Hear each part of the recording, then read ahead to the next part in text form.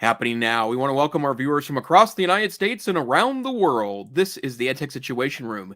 Good morning, good day, good evening. This is EdTech Situation Room, episode number 277 on December 22nd, 2022. My name is Jason Neiffer, and I'm the executive director of the Montana Digital Academy, which is Montana State Virtual School located on the beautiful University of Montana campus here in Missoula, Montana. But it is 20 something below zero here. So beauty is maybe in the eye of the beholder. So joining me tonight, as always, good evening, Dr. Wesley Fryer. How are you tonight this evening, sir?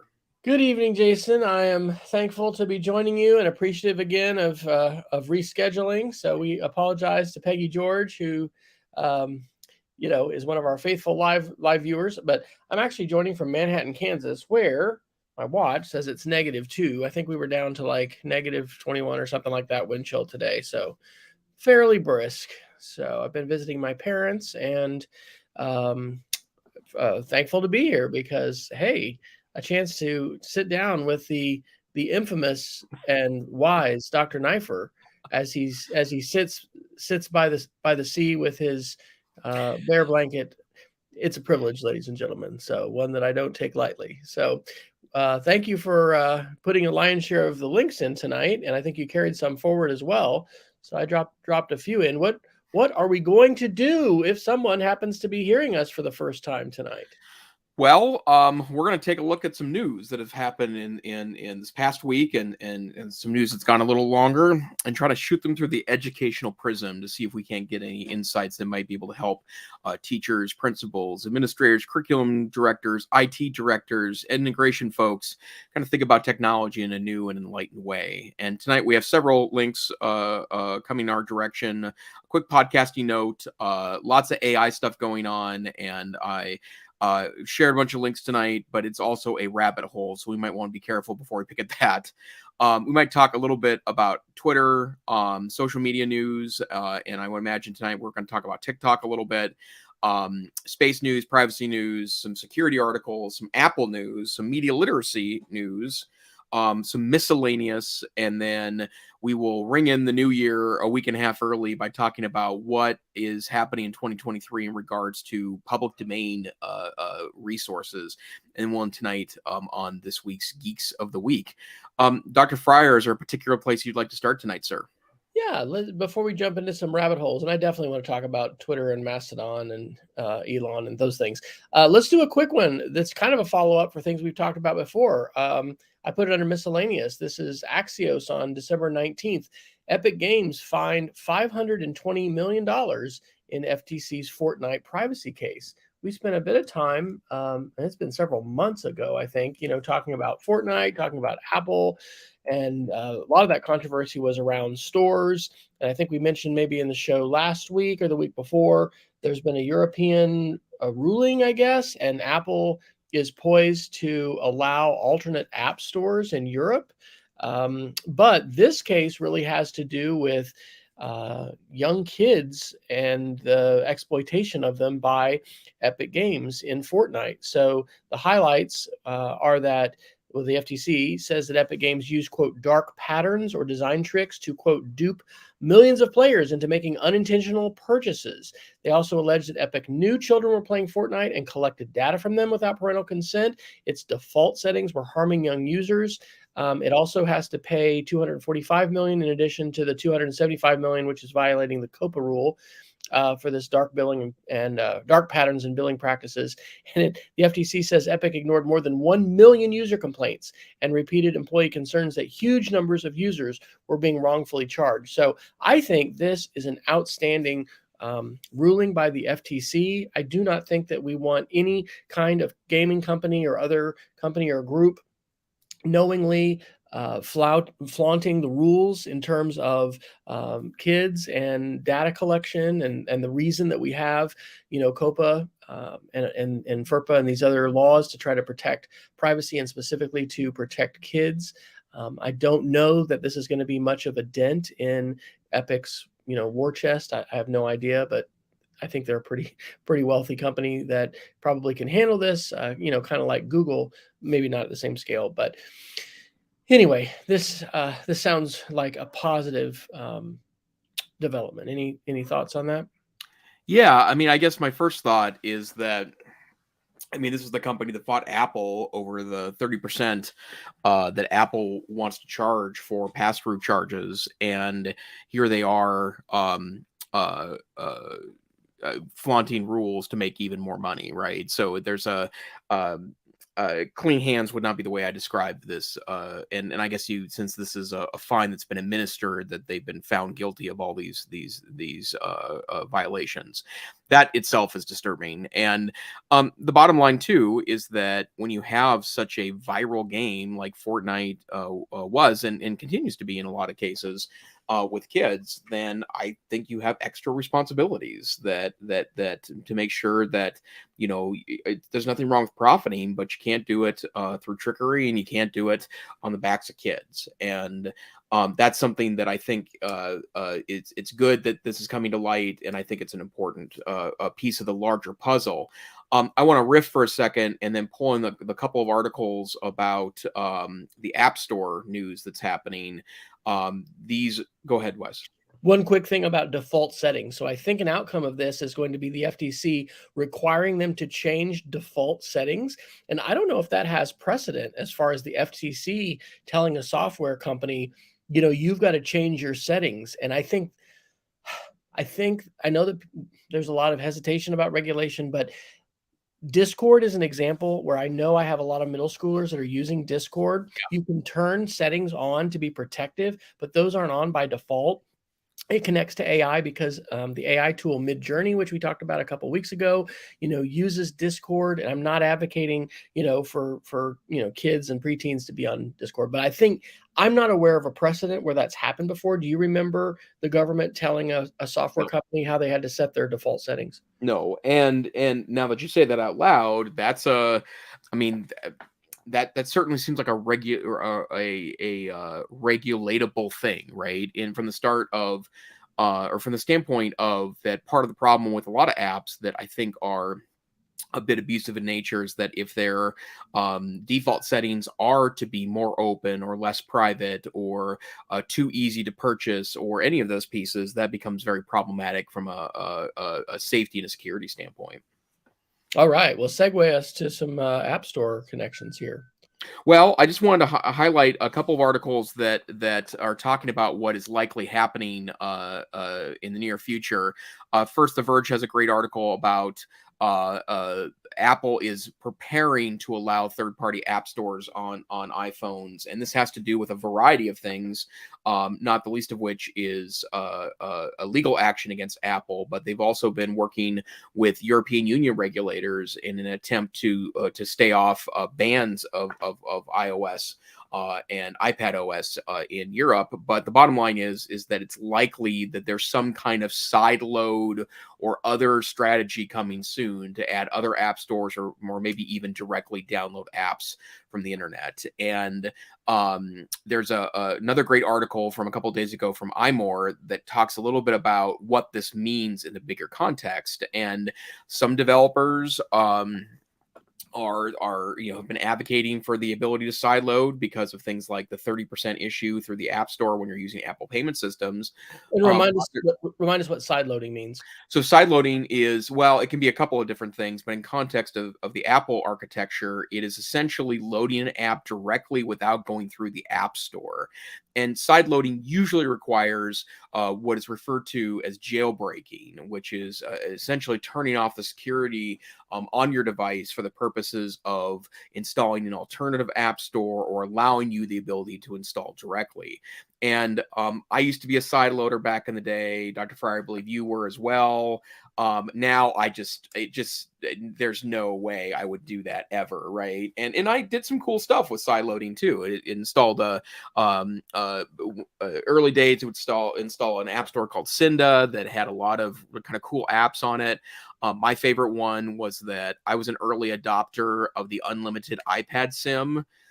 So it was on AT&T. You paid $20 a month and you can have unlimited access, but that was before the days of being able to utilize that as a hotspot device. And so I had an app that allowed me free hotspotting through AT&T, and it was very useful. And I regrettably gave up that SIM. It was 7 or 8 years ago. I wish I had kept it because I'd still love unlimited AT&T access for $25 a month on my iPad.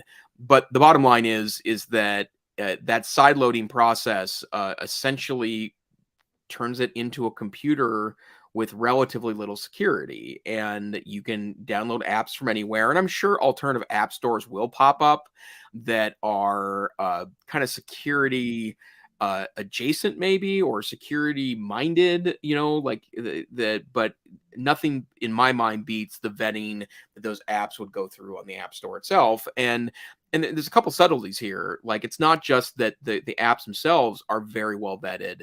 um uh, uh, Once an app is reported as dangerous, then Apple stops having the app downloaded.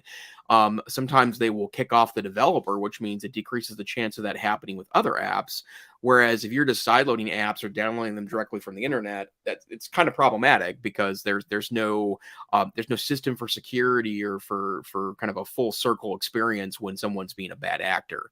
But that iMore article talks about that some developers are thinking this is a real opportunity. Other developers, even though they have to pay a high premium to be in the App Store, the 30% or the less if you're a smaller developer, they feel as if that it's very problematic to lose that kind of security-minded nature of the App Store for the kind of wild west. Yeah, well, did I ever tell you that AT&T called me and basically wanted me to confess to jailbreaking? Oh, no. My two favorite functions back in that day, and I was honestly so worried about, because I had been an Apple Distinguished Educator and yada yada. I like blogged about this under an alias, Sherman Nicodemus, who my mother thought was a real person. But anyway, this is before AirPlay, and so you could mirror your phone for a Oh, workshop yeah. presentation on your laptop. That Yep. was phenomenal to be able to teach iPhoneography or whatever. You could just show your phone, and that was not possible with You can do it now with QuickTime Player for free with a cable. You can do it with Air Server. You can do it with an Apple TV. And then the other thing is what you mentioned is being able to tether. But of course, AT&T can track all that. And so, yeah, anyway, they had a very uncomfortable phone call where they're like, wanting me to admit that I had, jailbroken. And anyway, it was weird. But I do agree with Apple's point that security is super important, and it can be dangerous to let people, download things that aren't vetted. On the other hand, and this has been a while back, we covered an article on the show that talked about how the vetting process, we maybe some people tend to have a lot of faith in that vetting process. But if you actually look at the kinds of investigations that are being done, it's not like uber savvy security professionals are always doing the approving.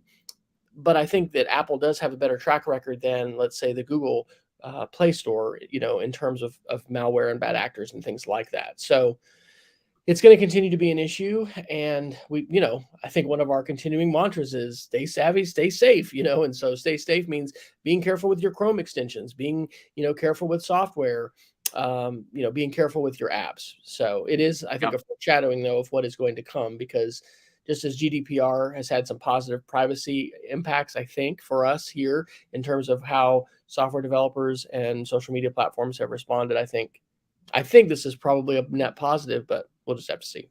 Yep, totally. Okay, well, do you want to pop back here? Do we have anything else? Let's see. Why don't we? There's one I really, really for sure want to talk about, and it ties to Twitter. And did I put it under media literacy? It's the one that I think I put it under social media. Is it the FBI article? Well, the FBI article is pretty good, but here's a quick one. Okay, Cory Doctorow. I don't even know. Is he an anarchist? He might be, but he's definitely a big privacy freedom guy, EFF supporter. I just have a link. This will be a first. here's a link to my Mastodon post where I just pulled out a quote. But he has an article on his website, pluralistic.net, and this is from December 19th. It's called Better Failure for Social Media. But this is really quick. He says Facebook downranks content that links to other sites on the internet. So when I'm sharing anything, but like cooking videos or whatever, if you have a link to another website, it kind of ties a little bit to what's happened with Elon last weekend and all this stuff about Mastodon links being banned and Instagram links, being banned, but then that policy was taken down. Anyway, I didn't know that Facebook will actually downrank. In other words, not algorithmically favor your post as much if you link out, you have an outbound link. And I kind of know that they want you to upload the video directly to the site. But anyway, I had never seen that before, didn't know that. And that was one little thing. The article is about other issues too, but had you heard that before? And I guess I'm thinking Corey's right about that. So well, and that concerns me as someone that does social media work for nonprofit organizations.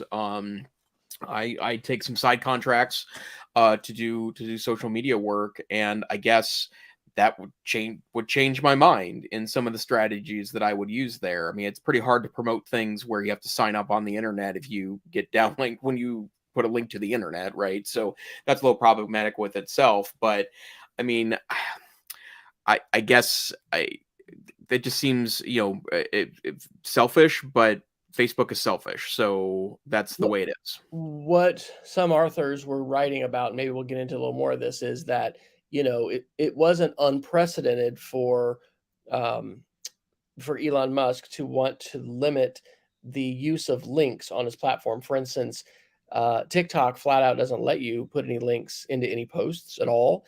Instagram wants you to put a link in your profile, but your links aren't clickable when you put them in a post or even a comment. People are having to do some copying and pasting. It's not just, you can click and go. Very interesting about the kinds of limits and restrictions that are algorithmically put in place. And then let me see if I got to be able to find this article, because I thought about highlighting it in advance, because this is one that was, but yeah, there it is. This is George Lakoff, his Substack from December 14th. It's called Algorithm Warfare: How Elon Musk Uses Twitter to Control Brains. So this will throw us here just a little bit into some Twitter conversation. I have been wrestling, and this isn't just George Lakoff. He writes this with Gil Durham, and this is a Substack called Frame Lab.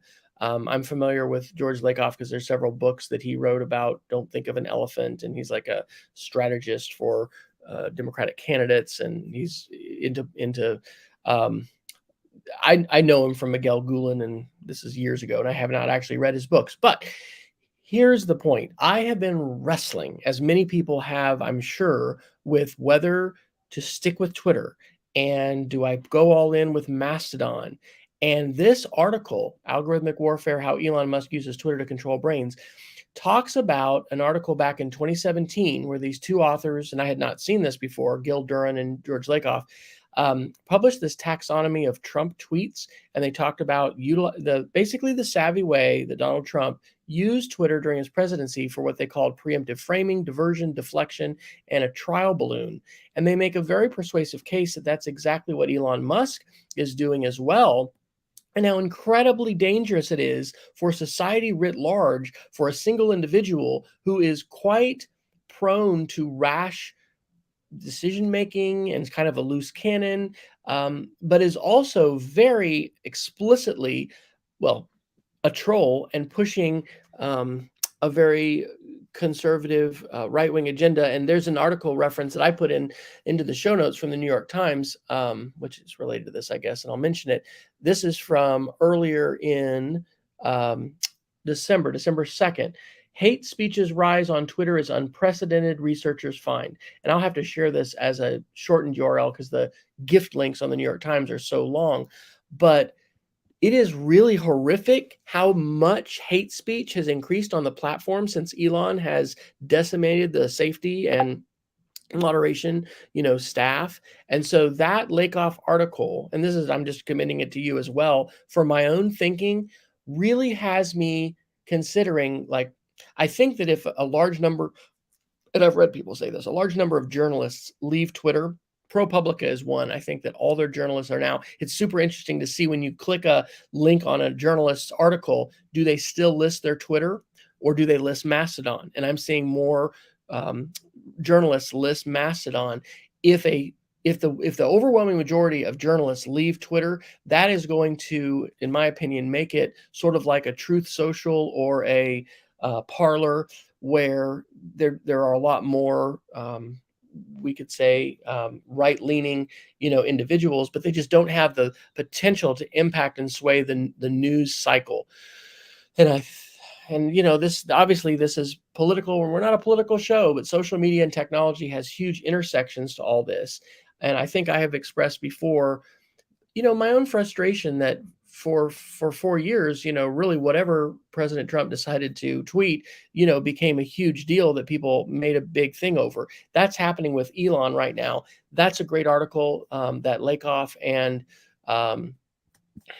get his name right, Gilduran wrote. And so I'm not writing today a post that says, I'm done with Twitter. There's another article that I put in here by another person that I really respect a lot. And it's from Ethan Zuckerman on November 7th. Should you leave Twitter for Mastodon? He basically says, no, we need to use all these platforms. Don't leave them. Keep on seeing what's happening. Let's have lots of conversations, but also let's not be on a single one. So anyway, lots of thinking around that. But I'll say that I'm really, really enjoying Mastodon. It certainly is more of an early adopter, more challenging environment than Twitter, but I'm really digging it, and I'm finding it to be my primary right now. But that article really had me think about these big implications that it has, and we really have seen, especially last week, and just Musk doing some really ugly things, and he's been saying and doing ugly things for a long time. Yep. So do you want to touch that one, or if you want to just move on, we can also do that, because there's a lot of political to all that too. Yeah, well, and I mean, yeah, the logarithmic warfare kind of metaphor there, I think, is a really important one, and it's a much more nuanced answer about why someone would want to control these airwaves. But the part for me that's just been really hard to wrap my brain around, the several things. I don't know how you can call yourself a free speech absolutist and then ban journalists from the platform because they said naughty things or things you didn't like, or report on things that are interesting or certainly public interesting because of the public nature of Mr. Musk. I also don't think you can run a website by taking polls of its users all the time, right? In regards to features, it's not a very statistically legitimate way to get the opinion of all users, and that I think is problematic as well. I can't say that I'm loving Mastodon. I'm tolerating it right now. That said, I've only had it on my phone for the last 48 hours.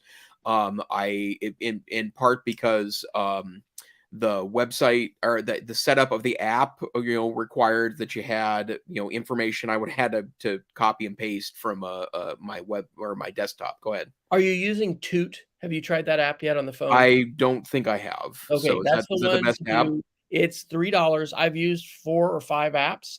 And yeah, it's Toot with an exclamation point. It is a $3 app, but it is wonderful, and I've really liked it. And that's, I could look at my screen time, and maybe I will right now, because I'm sure that has had a lot of screen time for me. But it's now up to $4. Thank you. Which I think is pretty funny. $4. It's 4 now, but it could be going up too. Good for the Toot developers.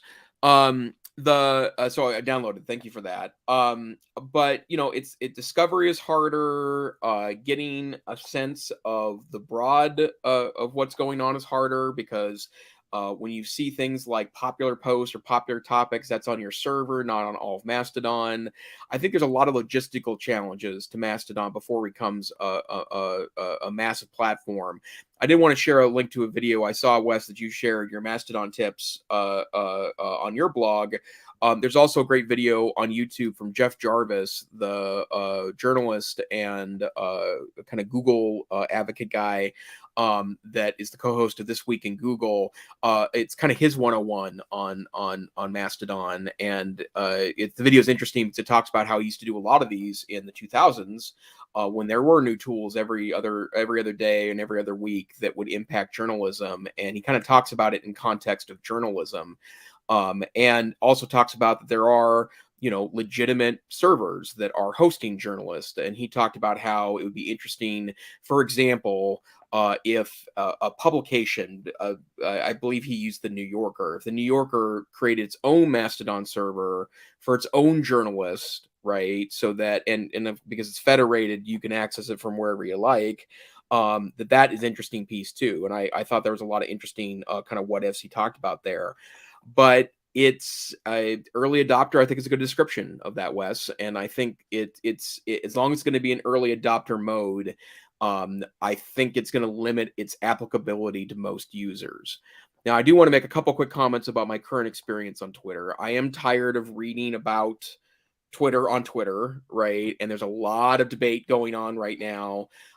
That takes away from my interest in using Twitter, which is to connect with teachers and other professionals, right? That's what I'm on Twitter for. I also have found it interesting that it is really clear that journalists are being targeted. And then also open critics of the current leadership at Twitter are also being targeted. And it's interesting because in some cases, their sin seems no worse than simply making snarky comments about Mr. Musk. And that can't be the way free speech absolutism works.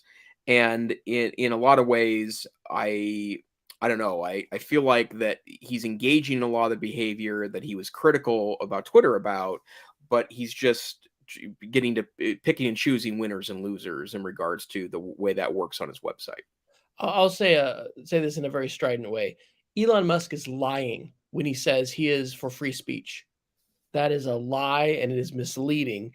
That article, Algorithm Warfare, by Lakoff and Duran, goes into some real specific examples of this. This is one of the reasons. It's like we are living in a psyop, a psychological operation today.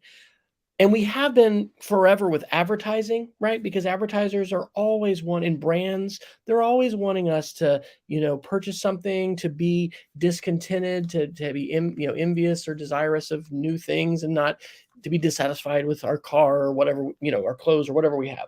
I mean, that's all been happening. But now it's at this much greater scale because politically, we just have different entities that it's just really, really hard. And so anyway, I think that one of the things that is really difficult is when somebody says one thing and they're doing the opposite. I mean, we have to pay attention to the actual effect. And here's what I would suggest, and I'm going to say this for myself because I haven't clearly done this. What is the scenario, and then we can each think about this, where we would say, okay, I'm done with Twitter. I'm done with using this platform. Do you have a tipping point? As long as there's lots of people using it, will you keep using it? Because it could be Facebook, it could be Instagram, it could be something else. And really, this comes down to, I mean, there's an effect there. Who did you mention that did the 101? Jeff Jarvis. Jeff Jarvis. I don't know if it was Jarvis. There's someone else, and then I think he's New York. I think he's a Wired article. There was a journalist who really backpedaled on what he had said with Mastodon, because he said, look, there's no way this can work, no way this can scale. And I think, and others have said this, if Twitter had outages, if it was going down for an hour a day, or, it just wasn't reliable, I think that would definitely be something that pushes people away. But I think that right now, this really can come down to some values in terms of how much you're going to tolerate that Musk is doing and saying. And the thing is, there are so many people that are still there. Relative to Facebook, there's not as many people on Twitter, but Twitter has an outsized impact in large part because of journalists and because of the way that the conversations on Twitter drive mainstream media. I think just like email, if you think about a world where Microsoft controlled all email, or AOL, remember when AOL was so big? There was a time when you had to be on AOL to email people on AOL. I went to the Air Force Academy in 1988. We were issued Zenith 286 computers.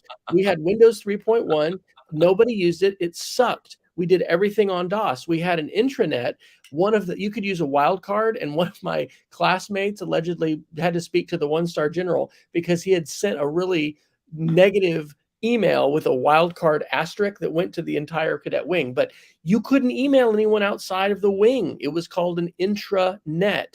And that's the way that, email was originally before it became federated. I think as a global society, we will be better served with a federated social networking platform to replace Twitter. And Mastodon appears at this point to be an heir apparent.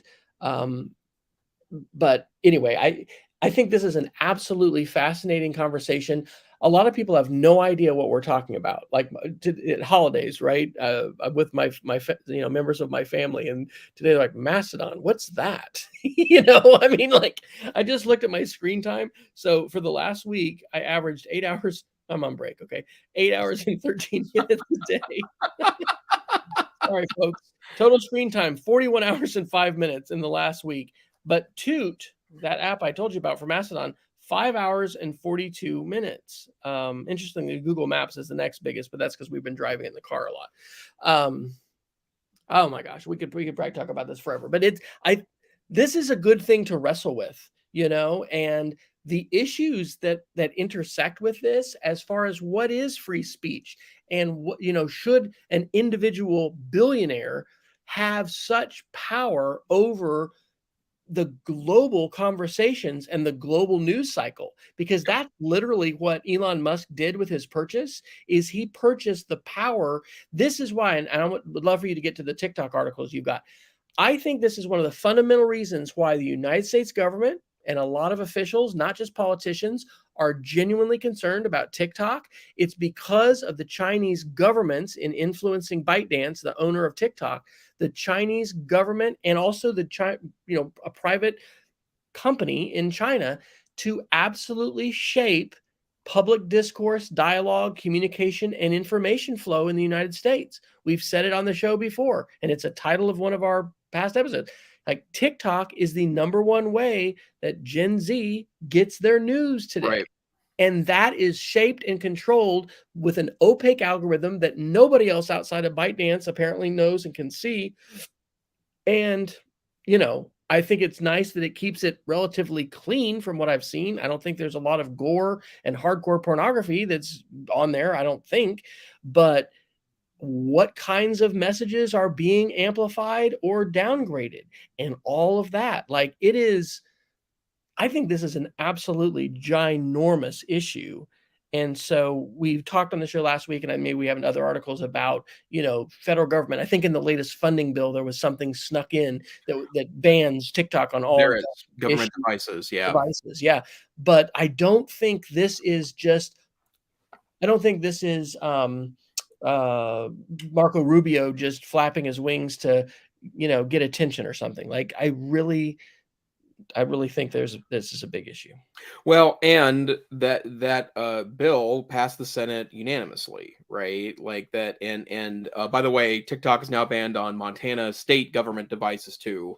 But Governor Greg Gianforte in Montana issued an executive order earlier this week, and banned on government devices, banned on government networks, so not accessing over the Wi-Fi, and then also banned on basically company time, right? So even if I'm on my own device at work, my eyes shouldn't be on TikTok. And you made a very good case there, actually, Wes, about the fact that there is an seemingly anonymous strategy here for how logarithmically, I almost got that word out. Algorithmically, yes. Thank you. How that happens, and it is unclear.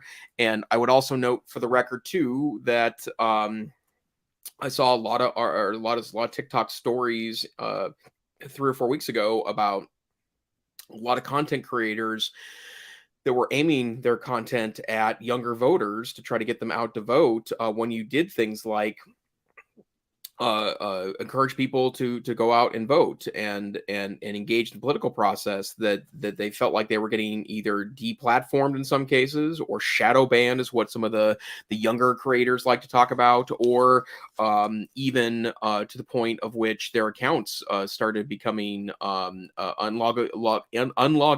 And now I'm making up other words, but the point is that there is something that's really there. The part that I can't wrap my brain around about that particular piece is that the youth. I just said the words the youth. The young people you out know, there, the young kids, the youngins, the youths, are absolutely enamored with that platform, right? And again, you're exactly right. A ton of folks are using that as a primary news source and a primary way to research. And the articles that I wanted to share was a couple things, that some folks are arguing the parents themselves should be very concerned about TikTok. And by the way, every parent I know that has a kid under the age of 18, I'm hearing a lot of good strategies about, keeping an eye on their kids' TikTok account. And they follow them on TikTok, and once in a while they'll grab their kids' phone and ask to kind of sniff around their TikTok account. Mark Warner is the chairman of the Senate Intelligence Committee, and so that's a serious thing, right? And they get access to stuff that we'll never see as regular U.S. citizens. That's something that is concerning. And as Warner says in his article from The Hill, all of that data that your child's inputting and receiving is being stored somewhere in Beijing, adding it's difficult to separate out TikTok from the fact that the actual engineers are writing the code are in China. And part of that seems xenophobic to me, right? But at the same time, it is concerning because there are way less transparency rules in China than there are in other parts of the world. That said, or youth protection. We talked about, yeah, COPA, FERPA, whatever that game is that people play. I'm getting so old. What the heck? Fortnite. Yeah, we started off the conversation talking about that, and those kinds of restrictions do not apply within China to their companies. And then at the same time, I shared a couple articles this week from the Neiman Labs. It's a journalism nonprofit that are sharing their predictions for 2023, and actually the whole list of predictions is incredibly interesting of what journalists and thinkers in the journalism space are thinking is going to happen in 2023. But one of their scholars, Jaden Amos, who is an audience editor at Axios, talked about how that she thought that TikTok personality journalists will continue to rise. And I follow a couple of them myself. In fact, I kind of like the journalist personalities on TikTok. They tend to dig down into things, and they present it in an interesting and bite-sized way. And I'm, a couple months short, 8 months short of 9 months, 10 months short of 50. And I like TikTok for that purpose, right? I also read a lot of news otherwise, but it's at the same time, there's all this hand wringing, which may be legitimate. And Senator Mark Warner, the chair of the Senate Intelligence Committee, says it is legitimate. Other people are finding space here.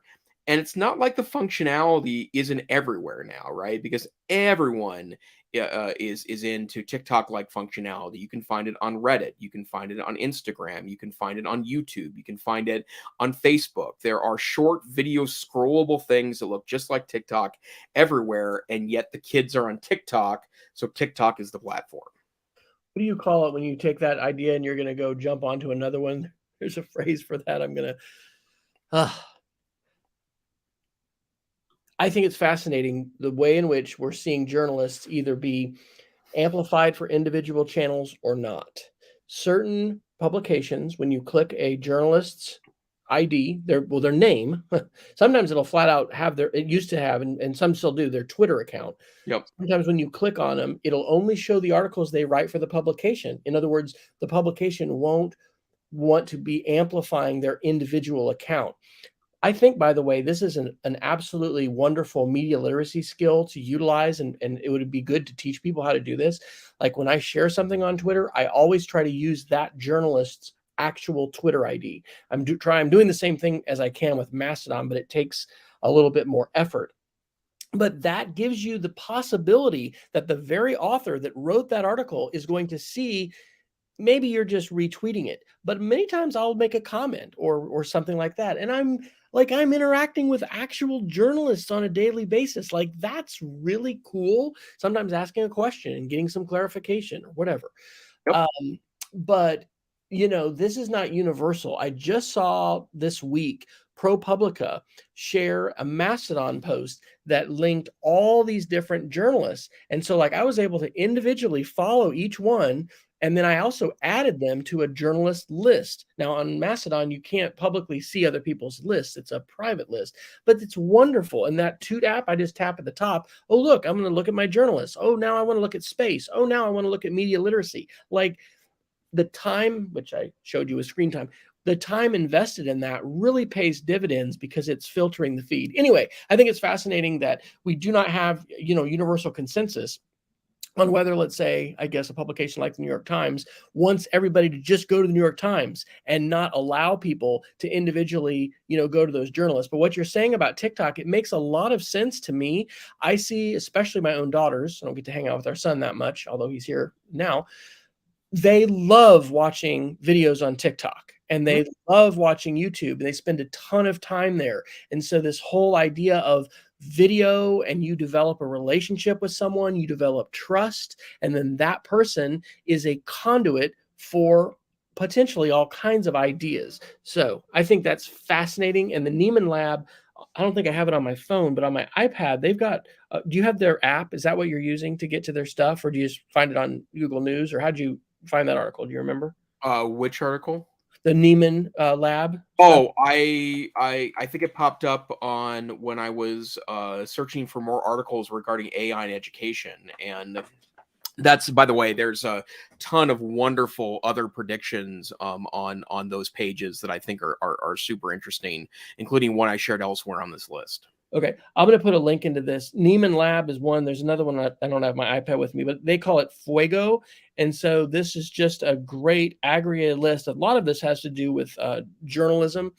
But, just like I'll check Google News and, I used to check Nuzzle, now I'll check my Mastodon or I'll check Twitter. It's a good resource. And so anyway, just commend that.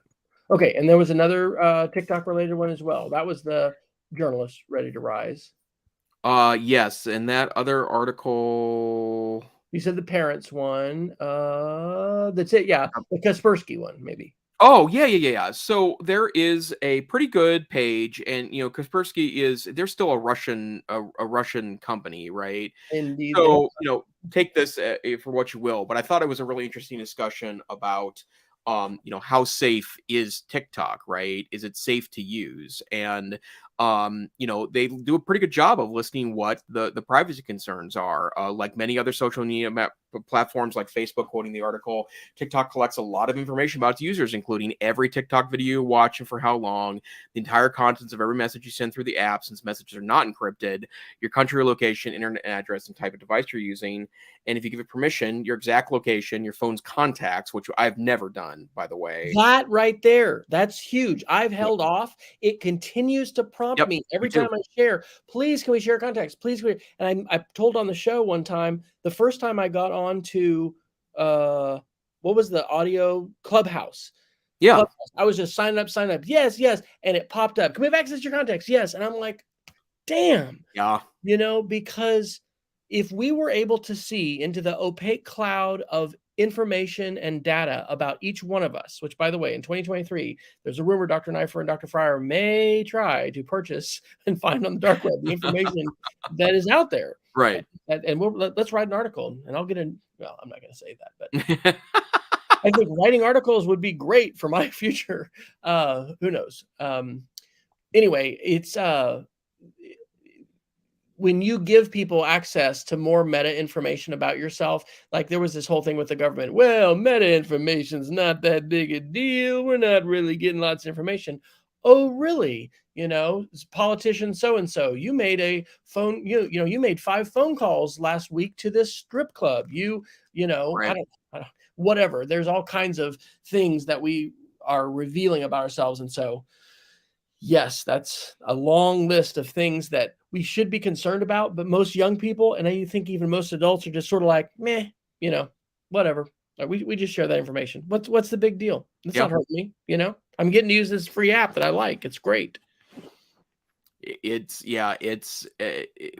these issues keep getting more complex and not less complex, and I think that's part of what makes all this, kind of hard to think about. Is that I harken back to the days when we were debating about will blogs ruin journalism, right? Which they didn't. What ruined journalism was probably free content, as it turns out, as part of that process. But there's these they get a little more complex every week. Yeah, absolutely. Well, and if anybody listening is reading other articles, related to TikTok, I think that discussions around TikTok and I almost had the name of the word when you tag onto something and you talk about something else. Just video and the role of video, the importance of being savvy video consumers, and the need to attend to what sources we are ingesting on a repeated basis, and what kinds of issues they're speaking into. I don't know. I think the information landscape is so fractured and polluted, and I don't think that in school, and I don't know that parents, I don't know that any of us have adequate opportunities today to talk about these issues, which is one of the reasons I love getting together with Jason each week as we wrestle with these. But I agree with you. It's not getting simpler. And, it's not like we've reached a point where like, okay, well now social media has figured that one out and we're all good. It's, it becomes more and more widespread. And there's more unintended consequences as a result of more and more wider use, and the long-term implications. And I think that's where the government comes down on this. Is they're saying, number one, there's all this personal information in that article that they're collecting about you, and then number two, it's the control of information flow. And that, as if you've watched The Social Dilemma on Netflix, and if you haven't watched it, what are you doing with yourself in the evening? Are you really watching bowl games? I'm watching one right now. My dad put it on. But yeah, Whatever, Wes. it is. Yeah. No, hey, I like football. I do. It's important to recognize that the folks who control the flows of information have huge influence over society and culture. And that, has played out and does play out in a lot of different ways. We can individually filter our feeds and curate lists of folks that we follow, and perhaps be slightly less influenced as a blind sheep to all of that. But hey, media literacy, it's important. And I'd love to know if people are getting to have more conversations about TikTok, and maybe that'll be something I'll take back to school. I don't need to sign up for more things to do, but I really loved the parent universities that we did at my previous school. And especially because sometimes we would bring kids in and they would talk and show who the influencers they're following, how they made choices about what they watched. It's just, if you have a teenager in your house, or you have access to one, it's fascinating to get a window literally into their media world. And I think that's a very rich conversation that we need to be doing more often, not just with our own children, but with other kids. And I think we need that as adults. We are in the business of literacy. I don't care if you teach English or not. Every single one of us is in the business of trying to help kids become more literate and become more capable human beings and citizens.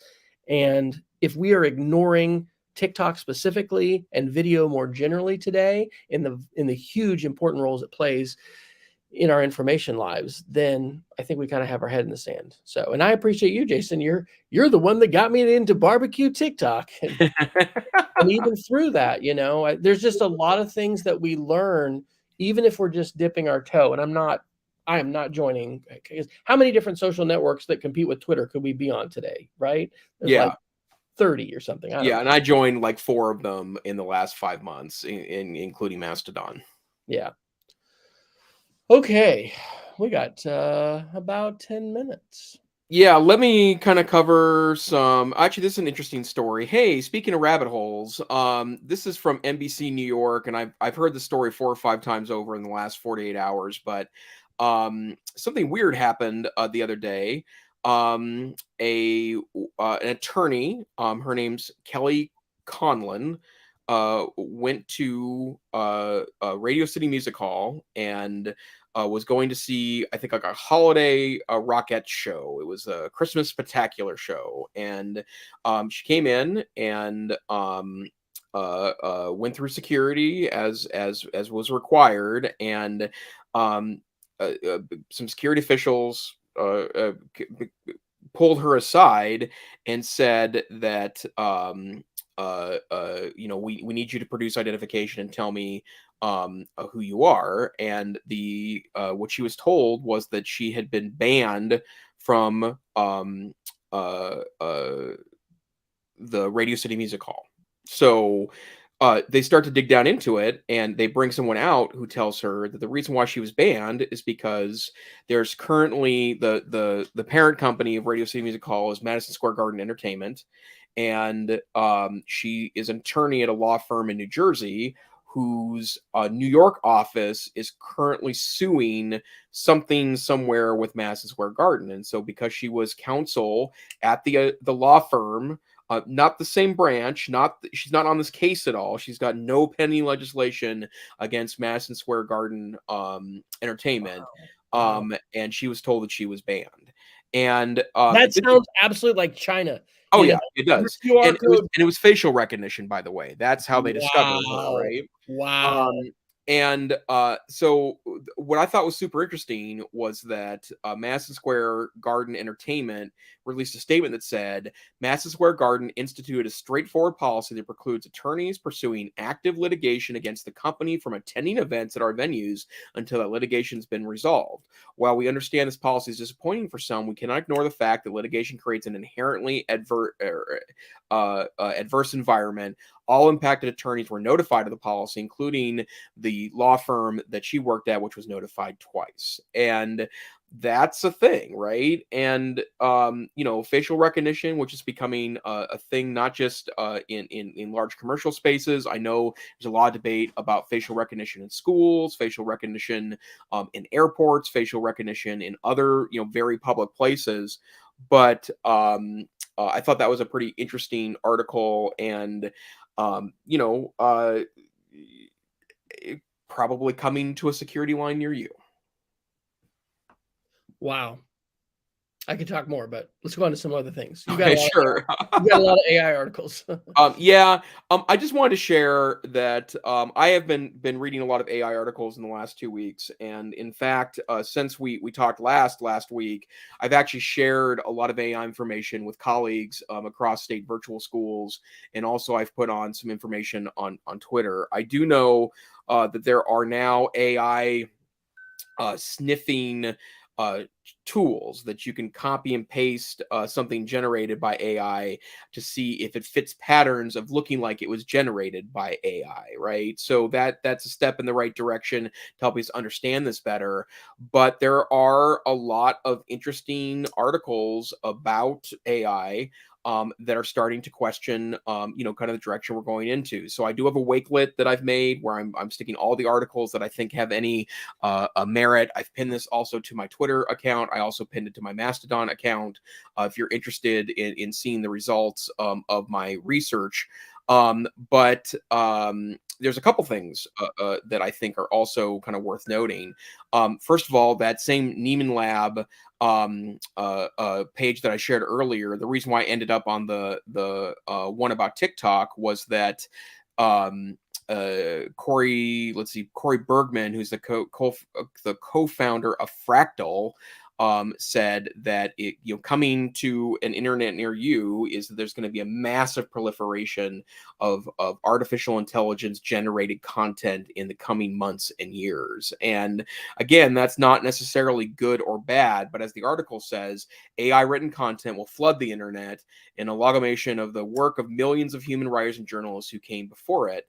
And it's interesting because I've heard this argument a lot, that one of the problems with AI is that they fed it, shocking amounts of human knowledge, whether it's images or articles or pages on the internet, in order to kind of train AI. And some people feel like that it's stealing, but then again, if you ever go to a museum, you're going to see a lot of art students with their big notepads or art pads sitting out and pencils sketching other artists or images from other artists, because that's how you learn, right? And a lot of art is influenced substantially by other artists, and that doesn't seem to be a problem, but this does. And I get there's a big difference there, but this is exactly the kind of issue that we need to be thinking about as we allow kind of more AI into our lives. I'm going to put this one in. I saw you are using Wakelet to track these articles about AI and education.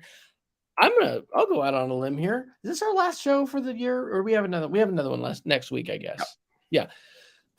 We can do predictions maybe next year or next one. But I think that generative AI, which are the AR platforms, which are able to generate text and content, write essays, generate images, that is going to be the most disruptive thing that we see in 2023. And it's not going to wait till the fourth quarter.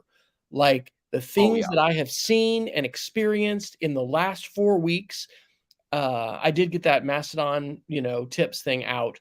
But there's two things that I want to do screencast, and I'm going to do something about North Carolina and the terrorist attacks, which is apparently what they were against the power grid, because that's not getting the kind of mainstream media coverage that it absolutely deserves. But then the other one is about AI and these different tools, and it is, you said not good or bad. I think we can say, I will say for sure, very disruptive. Because it's not only challenging, as you said, creativity and artists and people who said, I didn't get permission for these AI machine learning algorithms to train on my artwork or my photography or whatever, but also just the essay and the way in which students are going to be able to use these tools, and the ways we as teachers need to know about them, and the opportunity that gives us to rethink assessment. So, yeah, totally. Well, and I also think that one of the risks here is that we react poorly to this, right? And we don't try to harness its power first, as opposed to immediately ban or start to create kind of weird assumptions. I know a lot of talk of everything is there, that some schools are already thinking about, going to handwriting everything. The experiment that I created last week, that I actually took a screencast of and shared with some colleagues, was I found a worksheet on Teachers Pay Teachers, a free worksheet on Teachers Pay Teachers. I was looking for something that was maybe not the most high level resource, right? Something you might do in a pinch, or something maybe that when you're just very basically teaching stuff. And this was a social studies based a set of lessons, and I typed all the questions into Canva's Magic Write, so that's AI generated, and it created answers that were quite solid and correct, right?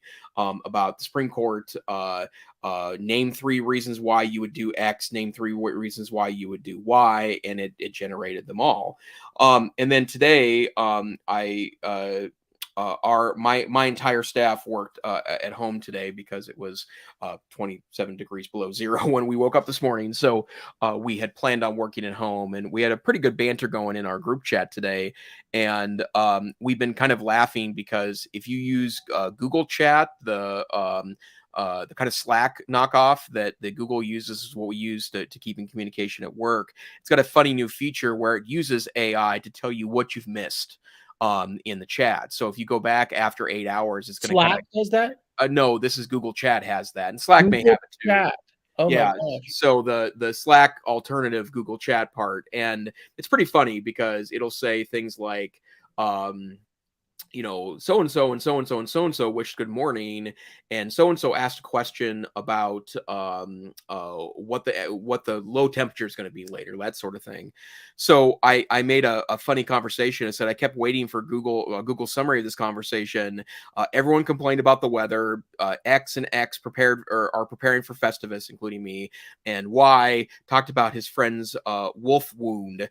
And one of my colleagues said, Jason, I would like an AI rendering of about a cold day on Festivus with werewolves. And so I had Canva write me a short story about werewolves in Festivus. And you could create the image that's going to go on your blog post with Midjourney, and it'll look amazing. Yes, that's the next thing I did. And I used Photor, Fotor, to do it. Which it's got a pretty good engine. Its werewolf stuff wasn't super great, I will say, but did that generate the image, or did you just make your own crop of it? No, it generated the image. Photor, Fotor? Yeah, it's got an AI generative feature now. Wow. And it's pretty legit. I mean, some of the things are weird and creepy, but pretty legit. And then eventually I shared a picture with my colleagues of a werewolf taking an online class.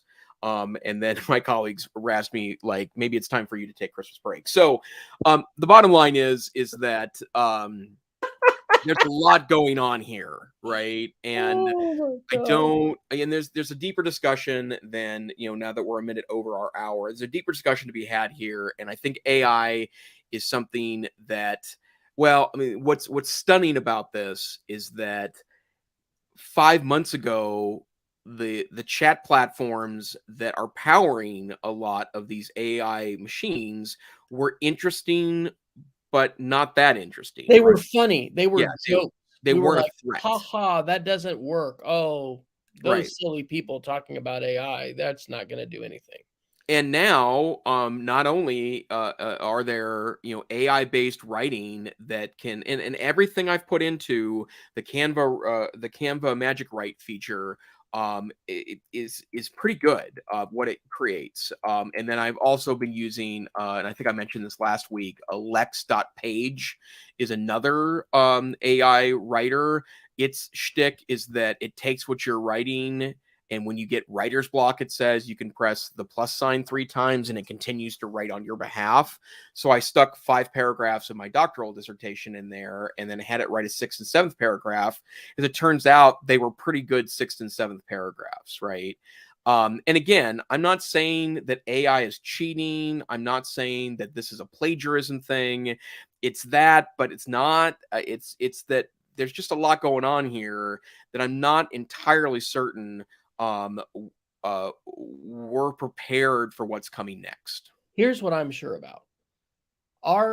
One of our jobs as educators and members of our community is to try to not fan the flames of fear, but to help people be more rational and thoughtful about change. Because among many things, one of the things we're talking about here is rapid, discontinuous, disruptive change. Yep.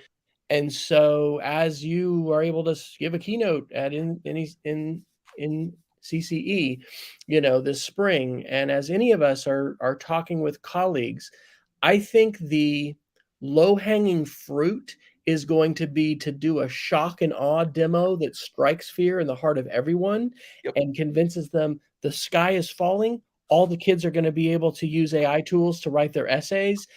We're all done. Let's just resign. I don't know but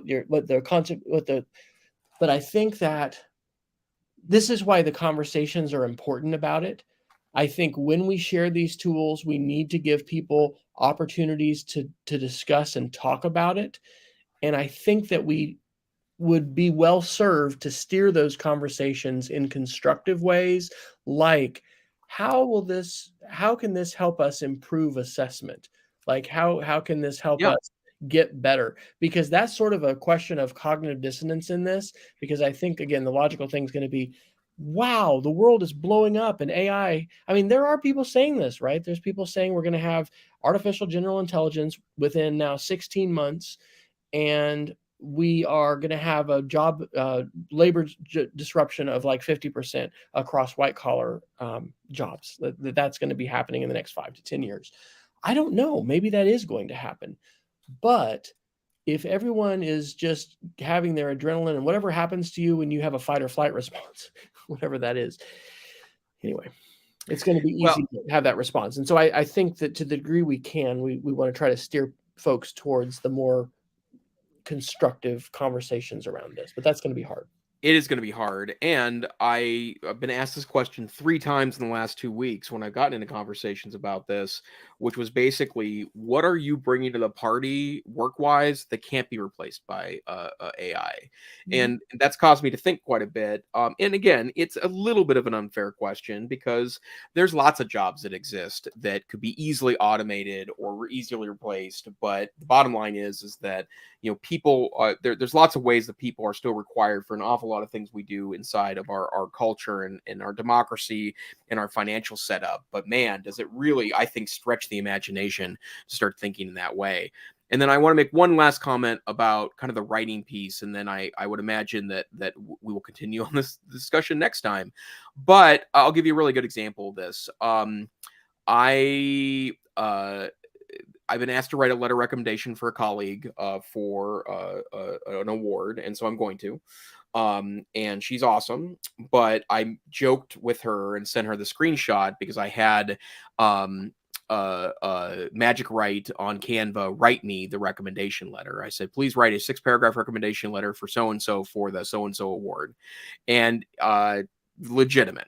It wasn't specific to her, but it was good enough. And so I said, write a 6-paragraph recommendation for me, so my name, for the so-and-so award. And it was clear that it wasn't accessing any internet information, right? I'm not famous enough. My colleague is not famous enough to do that.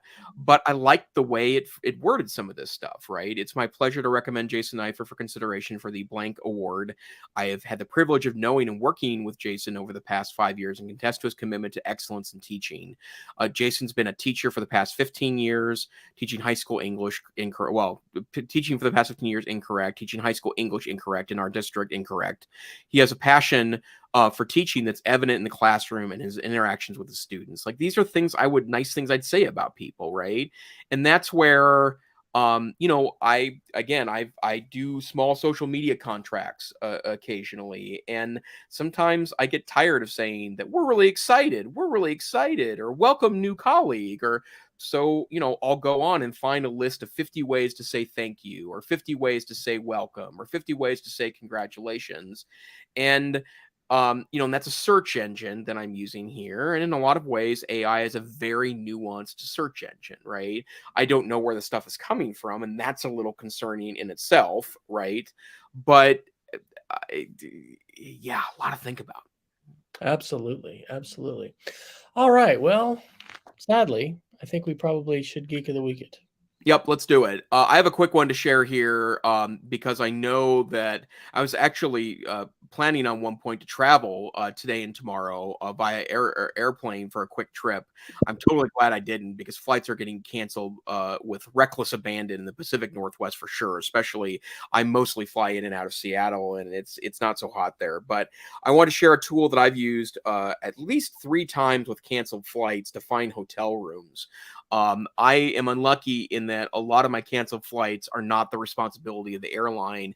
It's the responsibility of weather. So there's no room involved if my flight gets canceled and I'm stuck in Seattle, Salt Lake, Denver, Minneapolis overnight. And there's a really great app and website. It is called Hotel Tonight, and it's not the way I would buy a hotel usually, but it tells you, what are deals on hotel right near you tonight. And I've literally gone to that app. I'm sitting in Seattle airport at 8:45, and my flight's been canceled, or I missed my connecting flight. My next one is the next morning at 10 a.m. The airline's unwilling to pick up a room for me, so I just use Hotel Tonight. And I've picked up pretty decent deals on hotel rooms, and sometimes that can make all the difference, especially if you're in an instance like right now where lots of flights are getting canceled and a lot of people are getting stuck. Having that instant access, having all your credit card information in there, having the app set up so that the minute you need it, you can buy this hotel room, has saved me a couple of times. So Hotel Tonight's the tool. I hope I will not have to use that tomorrow. Yeah. But I won't say more about that currently. I'll give you a report next week. My Geek of the Week is a Mastodon link. One of the wonderful ways that I have used If This Then That and Twitter for a few years now is that when I tweet with the hashtag EdTechSR, If This Then That automatically appends that tweet and the link that it contains to a Google document. And so my workflow for Wednesday night is to open up that document and scan through and see the things that I want to move over. Well, there is not, to my knowledge, yet a Mastodon service. I think you have to create your own app, and it's pretty geeky, and I haven't tried it yet to do the same thing for Mastodon. But you can, after your Mastodon instance, which is your server, / your username, you can go /tagged / whatever hashtag. And that is going to show you a reverse chronological list of every time you have used said hashtag. So that's what I used tonight to find some of the articles that we talked about. And we'll continue the conversation because I think I've reached the point where Mastodon is going to become my primary social media. Interesting. So it'll be, you've bought 2. We'll compare notes next week, and love to find out what other people are using and doing with respect to this, because it is early adopter days, but Twitter was as well in 2006 and 2007. And some people would say it became more and more mainstream. Maybe it got worse. Yeah, totally. Yeah. Well, Dr. Fryer, you just answered this actually, but where can people find you on the internet? Well, just go to wesfryer.com/after, and you'll find more links than you will probably want to follow. How about you? I am still available on Twitter, and then I don't know, go find Dr. Fryer's After and go to his Mastodon, and you'll find me somewhere around there too. But it's Neiffer at mastodon.cloud. So so I guess that is pretty easy. Kind of rolls off the tongue, doesn't it? Well, this isn't Mastodon. This is the EdTech Situation Room. We're a once-a-week podcast. Sometimes we're on Wednesdays, sometimes we're on Thursdays. This is as much about us as it is about you, so sometimes we have to move things around. We are certainly live when we broadcast, but if you don't catch us live, although we wish you would sometime, find us on Twitter at EdTechSR. Find us soon on Mastodon at our unset up Mastodon EdTechSR page. You can go to our webpage, edtechsr.com, where you also find links to YouTube and Facebook, where we're archiving and also broadcasting live there, or wherever finer podcasts are aggregated. We hope you have a wonderful Christmas and a wonderful holiday break. Happy holidays to you and your family. And we hope to see you next time on the EdTech Situation Room. Good night. And happy Festus. And happy Festivus tomorrow. Festivus. Yes, that's right.